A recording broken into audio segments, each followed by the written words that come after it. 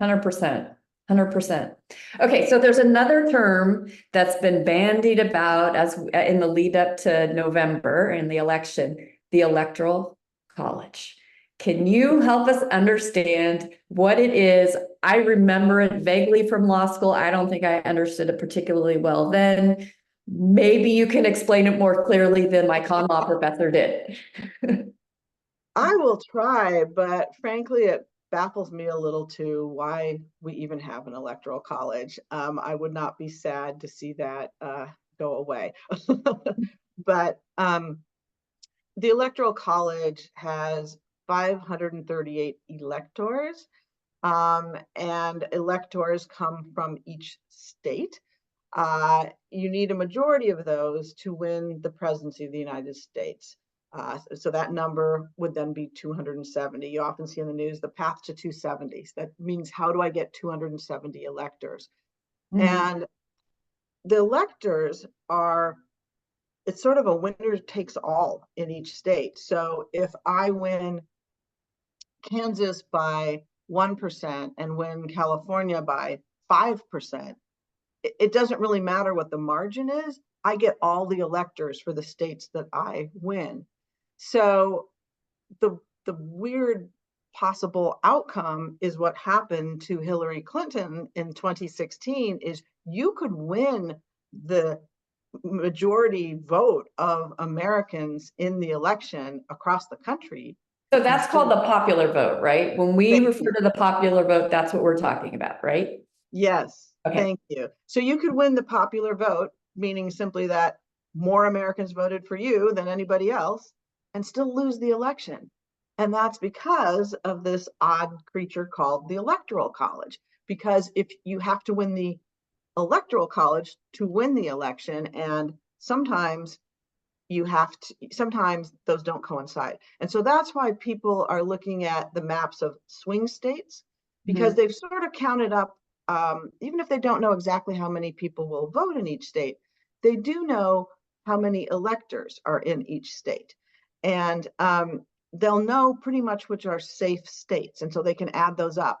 And then there's those swing So ones. California is usually blue. They put the California electors in one pile. Texas is not a swing state, I don't think yet. So they would put the Texas electors in the other pile, that kind of thing. And then the swing states, they try to game who's going to win each of those states' electors. Right. Pennsylvania, Michigan, Minnesota, North Carolina, states like those get a disproportionate amount of attention because those are the ones that we're just not sure what they're going to do. And those electors would likely make the difference in this election. And to me, part of the shame of that is that the states that are pretty clearly, people say red or blue, meaning Republican or Democrat, meaning all the electors will go to the Republican nominee versus the Democratic nominee, don't get as much attention. We don't get ads running in our district as much. We don't get the candidates appearing. We don't have that because campaigning in states that are pretty much set is kind of a waste of time if you're trying to win an election. So and money too, I would imagine. It's expensive to ironically campaign. Exactly, Michelle. And so ironically, what happens is the candidates come to places like California to get money to then go spend it elsewhere. So it's a very weird process. And that is all put into play by the Electoral College. Okay, because great. If you could just win more votes in California, you would spend more time in California. So right. I do like that there is an incentive for the candidates to spend time in less populous states too. But the weird thing is they're spending less time in more populous states in many. Yeah, that doesn't seem to make sense, but it is what it is. So last time in 2020, there was a phone call that everybody heard about. And maybe some new voters heard about it, but didn't know what it was about. And now we're having this conversation. So the phone call where former President Trump called Raffensperger, who he's a Secretary of State of Georgia, and he was calling him about electoral college votes, electors' votes is for Georgia. Is that right? Do I have this story right? Is that what's going on there? He was trying to get those votes, to get those electors in the context of that election. Yeah, I think that's the call. I think you're referring to the call where you said, can you just find me whatever the number? 11,779 votes. Yeah, that Right. one. And that was because he didn't need that number of votes to flip the popular vote. He needed that number of votes to flip the Georgia popular vote to get those electors to flip the electoral college majority. So it does lead to some weird results, although one would hope that no candidate would ever call up an election official and ask them to, quote, find votes. I certainly wouldn't have Again, done never that at a city again. council level. Again, but no, so it was just, they made a big deal about it in the news, and sometimes this is a little esoteric, this whole electoral college thing. So connecting it to real things that have happened, I think is helpful. So I want to go to the map for a moment, if I am technically able to. So we talked about the map, and I have a map that we've talked about, and I just want to put up on the screen and maybe have a quick conversation about it. Then let's talk about what's going on at the state level, because there's a whole bunch to learn there too, and that's on your ballot as well. So please stand by while I try to share my screen here. Let's see. All right. So is map up? The map is up. Okay, so do you want to just set the table, tell us what we're looking at here, and then I'll play it. All right. Well, this is a map we see whenever the news puts on an electoral, whenever the news puts on an electoral map, this is what we see. Right. So these are the red and the blue indicates each district and whether it's leans Republican or Democratic, red for Republican, blue for Democratic. So it sort of shows the geography of that, the where it is, regardless of the voters in each district. So if you just simply look at it geographically, the small number of blue districts are the ones that are majority Democratic, and the red ones are Republican. So from this visualization of the data, it looks like there's a lot more Republicans than Democrats, but that's not necessarily the case, is it?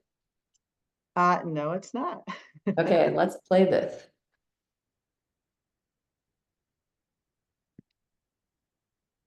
All right, so here So tell us, what is this showing? Okay, so we're replacing the geography with people, essentially. And so if we look at the number of voters in each of these districts and how many of the people who are voting are lean Democrat versus Republican, you can see that the numbers shift drastically, that there's as many blue as red, and it's a very different thing. It's just, and the reason for this is that it's just, the blue tends to be centered in more densely populated areas. So it may be smaller, it may be smaller regions, but it's typically cities and urban areas where you just have more people per square mile. So when you shift from one to the other, you can see it's more balanced. And I would also add that this electoral college, another impact of it is that we tend to look at states or districts in this instance as red or blue. And the fact is that there is not a single red or blue district in our country. They are all some shade of purple, from periwinkle to plum, depending on what proportion. And I think the problem there is when we label a district red or blue, we are essentially disenfranchising the voters of the minority party. And we're sort of discouraging the shift, and we're encouraging people to kind of polarize. And that can be an unhealthy thing, because people get disgruntled and unhappy when they feel they've lost their voice. And if you are a blue voter in one of those red districts that we saw at the beginning of the map, and you feel like you don't count, and vice versa. So and it makes you feel like your vote doesn't matter, so why bother? When they talk about people not showing up to vote, sometimes it's just because they feel it doesn't matter. And I'm also hearing that on TikTok too. But there's a lot of energy right now about people saying, I don't care, I'm going to do it anyways, which makes me feel good. I mean, to be a citizen in this country, you need to participate, even if your voice isn't as loud as others in the particular place you live. But it's really important to be part of our democracy and it's doing your job, going and voting. Yeah, totally agree, Michelle. There's two thoughts here. One, I'd love to get rid of the electoral college so that people know that every vote they cast for president matters, because I think that's one of the things that makes people feel disenfranchised if they live in one of those non-swing states.